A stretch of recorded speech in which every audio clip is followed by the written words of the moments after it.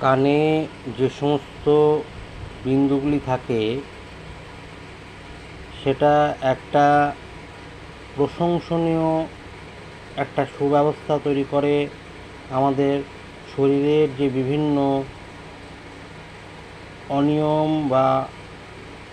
যে ব্যাধিগ্রস্ত ব্যাপারগুলো ঘটে সেগুলো থেকে সুচিকিৎসার বন্দোবস্ত করাটাই হচ্ছে আমাদের কানের মধ্যে বিভিন্ন যে চাইনিজ ভাষাতে আকুপ্রেশারের যে পয়েন্টগুলি থাকে সেগুলি এই সমস্ত প্রবলেম থেকে সমস্যা থেকে দূরীভূত করে।